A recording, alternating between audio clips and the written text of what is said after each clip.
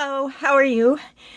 So, back to what I was talking about before. If you missed the other video, I was showing off my mama's beautiful crewel needlework. Oops, I gotta reject that. Sorry, somebody was calling me. I don't care about. Probably a bill collector. Y'all know how that goes. So, my mom was working on it in 76, so that would make me what? 6 minus 3, like, I don't know, 8 or 9. So anyway, I was like obsessed watching my mom do this, and I bugged her and bugged her and bugged her that I wanted to do it, and she let me do a couple stitches on it, and whatever.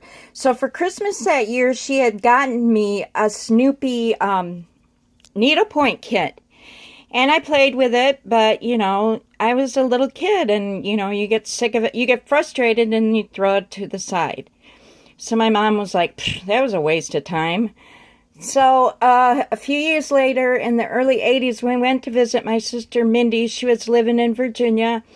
And my sister Mindy was doing this new technique. Well, it was new to me at the time, and it was called cross-stitch. And I had never seen it before, and I was probably 13. Maybe 14. I don't remember. But I wasn't very old. I was preteen. I know I didn't have a boyfriend at the time. But anyway, so my sister Mindy, I was watching my sister Mindy, and of course I got obsessed with what she was doing. And this is actually a picture of me cross-stitching at my parents' house. So my sister Mindy offered to buy me a kit. My mom says, oh, don't do it, Mindy. She'll never finish it. She won't do it, on and on and on. I had gone over to my grandma's for the weekend. My grandma tried to teach me how to knit, and that was a disaster. And my mom's like, she won't do it, whatever, But Mindy's like, it's only, I think at the time, excuse me, that's driving me crazy. I think at the time the little kit was only like $1, and believe it or not, I still have it. So, needless to say, I got into it, and I got into it big time. And it totally consumed my life. I mean, I was known as the Stitchin' Sister. So I'll show you. I was so prolific. First, let me explain this. I have at least 7 of these books, these scrapbooks. I always said I scrapbook, but this is not really scrapbooking. This is just sticking. This one is not a scrapbook stuff I did, but I can show you the other ones if you're interested. I mean, it's just one picture after another of things I've done, but let me show you. So, it says A Stitcher's Diary. This is before Greg and I got married. That's my maiden name.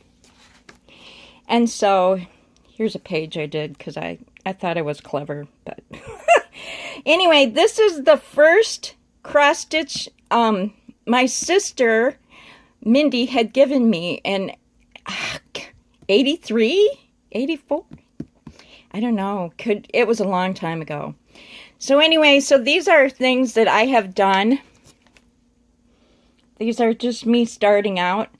I made this with my friend Rochelle Kennedy. Her and I were best buddies in high school. Her and I went to different high schools, but we went to the same church. And we shared a love of Duran Duran. We shared a love of cross-stitch. And we shared a love of Harlequin. So, oh, this says maybe 83, so I must have started earlier than that. But her and I would sit around and cross-stitch together. I know, very exciting. This is my wild 80s experience. But, yeah. I got really bored doing the grass, and my friend Rochelle actually finished the grass for me on this one. Little bears. But, yeah. So, I went insane. And, I made a lot of stuff for my mom. I made her, that was really cute. I bought that. That's called a keeper, and a country keeper. And so then it came with different patterns, so I made that, and I did that picture, and then she put candy in it, so that sat on her counter for years and years and years.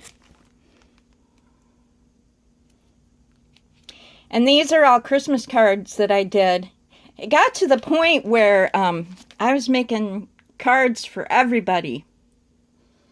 I mean, my family would get angry if they got a regular card. They're like, "Are you mad at me? Why didn't you stitch me a Christmas card?" And this is when my daughter Brianna was born. That hung in her bedroom for years and years. And there's a thing that was hanging in a picture, and it had pictures around it of her when she was a baby. I like that one a lot. Then there's bunnies. It says Brianna on it, and the pattern said welcome, but luckily for me, that my daughter's name was spelled perfectly, so I could put Brianna in that. And that was in her bedroom. Bunnies, bunnies. I'm from Michigan, big hockey fan, love hockey. Then my whole kitchen is chickens. I still have this hanging in my kitchen. I love chickens. Brianna loved ladybugs when she was a little girl. I made her that.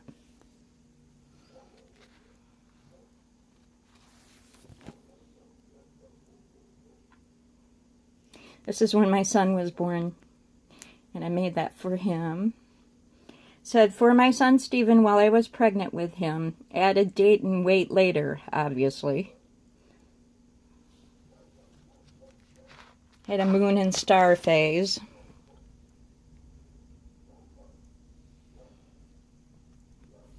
This is mine. I'll show you that too right now. I had that professionally. I made that, and I had it professionally framed, and it cost me like $100.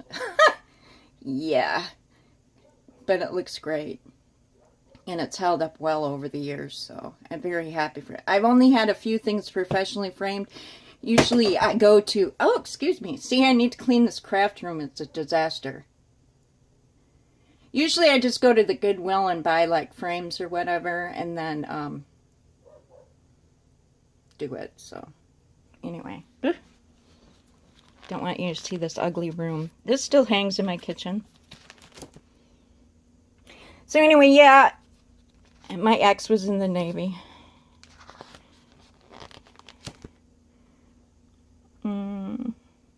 That hangs in my kitchen still.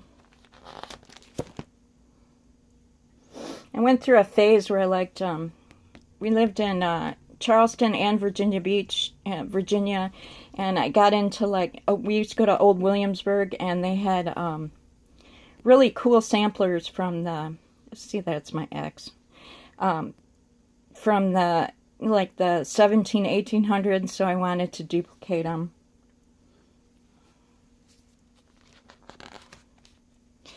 And the thing is, I always think, you know, you put so much time in it. There, my mom loves snowmen, so I made that for her. And you put so much time in these things, and you think, and then you get a divorce or something. Oh, this is still hanging in my house. I made this. This is a picture of my parents' house. It's huge. It has, that's what their house looked like. There's a willow tree. It says motifs showing childhood home with trees, plants, and a cat from my childhood memory. This is the state motto. There's a bad glare, but that's the state motto for the state of Michigan. My mother always wanted to steal that from me, but I would never let her have it. Here's another burst sampler. These two, both of them, I paid to have them framed. So the three, I had 3 professionally framed, and it's expensive. But it's well worth it. I mean, they're gorgeous. Here's Brianna's Jesus Loves Me. Anyway, yeah, if you're interested in seeing, there's my 9/11 sampler. If you're interested in seeing more, comment down below. I have tons more. I have tons more. Tons, tons, tons. Yeah. This is with another ex. Yeah, yeah, what are you going to do? I put so much work into that. So, yeah. So, whoop, messy desk. So, yes, if you're interested in knowing more about my cross-stitch journey, I'd be happy to share that with you. Otherwise, I won't. Maybe I will. Maybe I'll just film it for posterity so my grandchildren could see what I've done. All right, I love y'all. Bye.